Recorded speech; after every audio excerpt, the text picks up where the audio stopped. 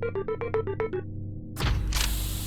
everybody, welcome to BrickVault. Today in front of me, I've got another custom LEGO minifigure scale TIE Fighter design. This is from the builder Ace Mox, and it is the Sith TIE Fighter, better known as the TIE Dagger. We saw it in episode 9, Rise of Skywalker. If the Sith had their way, I think the galaxy would have seen the hexagonal-shaped wing of the TIE Fighter go extinct, and all squads and fleets of Sith Imperial power after that would have had the black and red pointy winged fighters instead. Now, to my knowledge, the Sith TIE Fighter here was only a hair better than its predecessor, so I don't think it would have replaced interceptors or other specialized fighters. This was just a baseline bump in speed and armor for the lowest tier of dogfighter for the Sith Imperial Navy. Now I'm going to jump into some details for this LEGO build, but first, if you want to build this TIE Dagger for yourself, you can get the instructions at BrickVault.toys.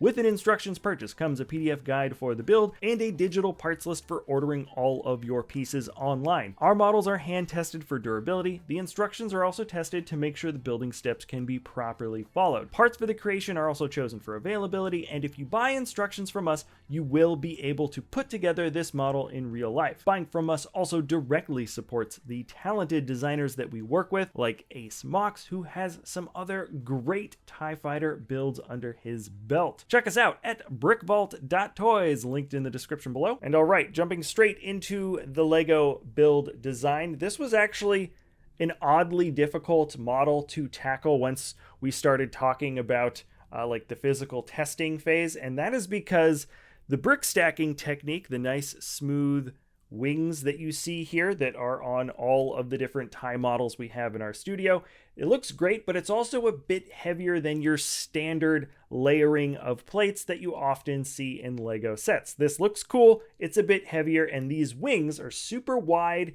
and there's 2 layers, and they push forward a little bit more. They're kind of forward heavy, so all of that combined required a few different phases of redesign in order to make sure that this thing's really sturdy and can be easily handled. Normally, the extra weight of these smooth wings isn't enough to cause a designer too many headaches, but there's just so much darn extra meat on this build that the forward weight ended up being just too much to have it on a suspended display stand, for example. So instead, we decided to go with wing props that suspend it from the front. Ace figured out actually a really solid stand approach for the TIE Whisper, which also has a lot of forward weight, but I swear the whole creation here is probably like 2/3 of what the Dagger actually weighs. So during the design phase, we removed this sort of big awkward stand concept that would have made it really difficult to attach and reattach and blah blah blah. The wing props are a very simple, very easy way to get this model to face forward, and it's actually about the same height as a standard TIE Fighter on another display stand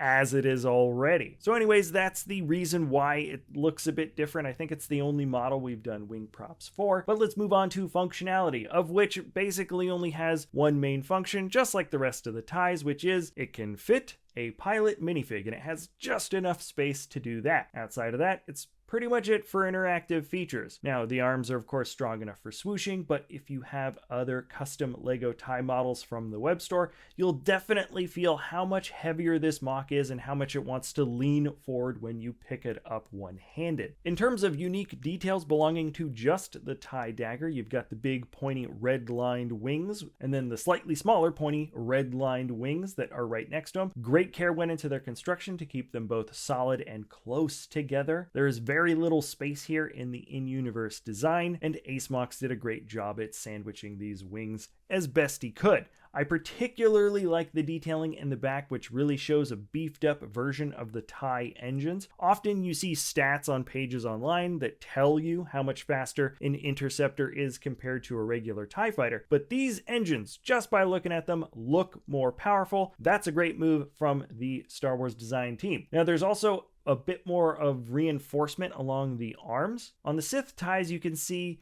this bit of flat layering reaching towards the engines in the back, but it's also much more pronounced when you flip it around to the front. It's a subtle bit of structural detailing on the model that I think really enhances its look. I generally like subtle details like this more than big fancy new wing designs. Let's move on to the last note though, and it's just one bit that I want to let you know about the handling. In the rear of the wings, the designer included these little spaces here between the meat of the wing and these little columns that stand alone from the rest of the structure. They look great, but they are pretty weak. If you slide the model on the ground, they will pop off, but our general rule here is if it's easy to pop off, we want to make sure it's at least easy to pop right back on again. All right, so there it is, another TIE Fighter design to add to the collection. I genuinely don't know how many there are at this point. Maybe a dozen, maybe more. I don't know. You guys can let me know in the comments below. But there it is, the TIE Dagger. Remember, if you enjoy our content, feel free to like, subscribe, comment, share. Let me know what other types